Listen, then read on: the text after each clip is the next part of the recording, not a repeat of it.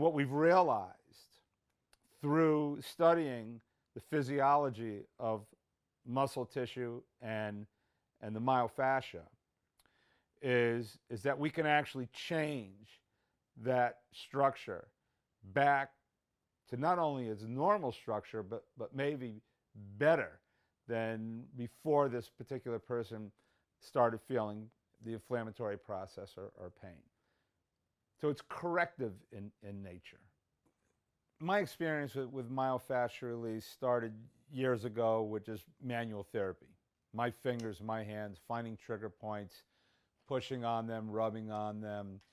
And then, you know, it seemed like the sports medicine community discovered lacrosse balls. Okay?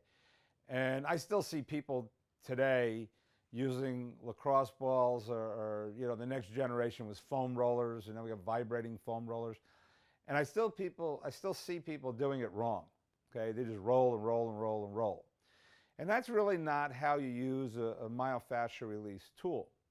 The idea of the tool is to roll, whether it's on a foam roller or a lacrosse ball, to find that tender spot. That tender spot's the trigger point. Once you find it, you stop rolling, and then you sink into that tool and let gravity help you. And then that will help you release that muscle.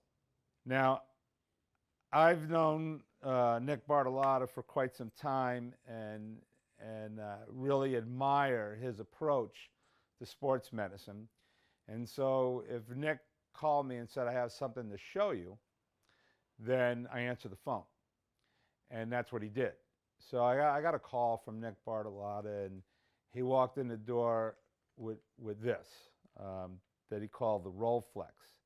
And I took one look at it, and I said, oh boy, I don't know what that thing is, but it looks hokey.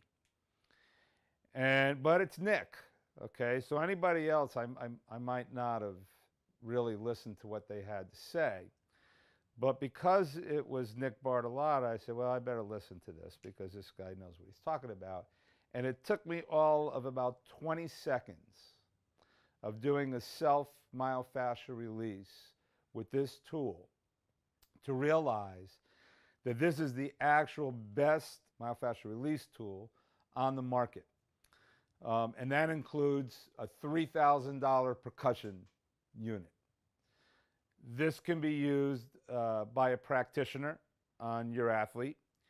And once again, I discussed about my hands over the years and the load that it takes on you. And, you know, if you're a manual therapist, you think about it, I mean, there's only so much time in the day that you can work. So, you know, how much time can you really apply your hands on an individual every single day before you begin to break down yourself or you just burn out? Okay?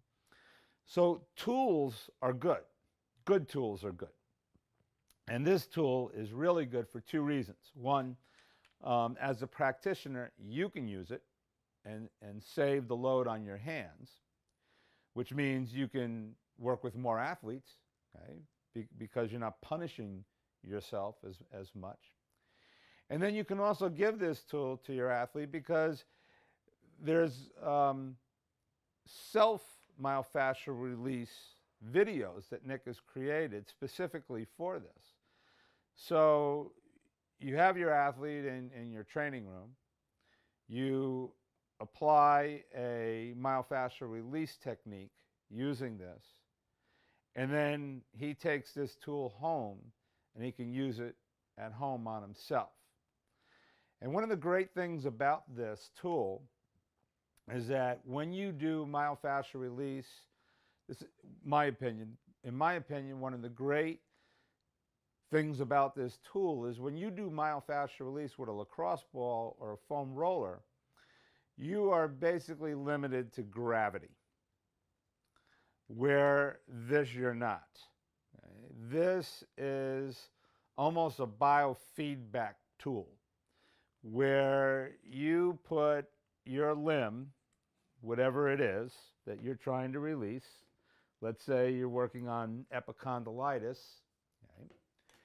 you you apply pressure, and you can apply more or less pressure as you feel. And the leverage that's created with this, you will never, how can I say, you'll never be under pressured. Okay? If anything, you'll have to let up on what you thought was what you thought you were going to do. Because if you thought what you were going to do, it's too much. It's you overload. Okay, so my hat's off to Mr. Bartolotta. He came in with a tool that looked pretty hokey. Okay, but he walked out with a true apostle and believer in the Rolflex, and I could actually say that it's right up there with probably the most important tool in my training room.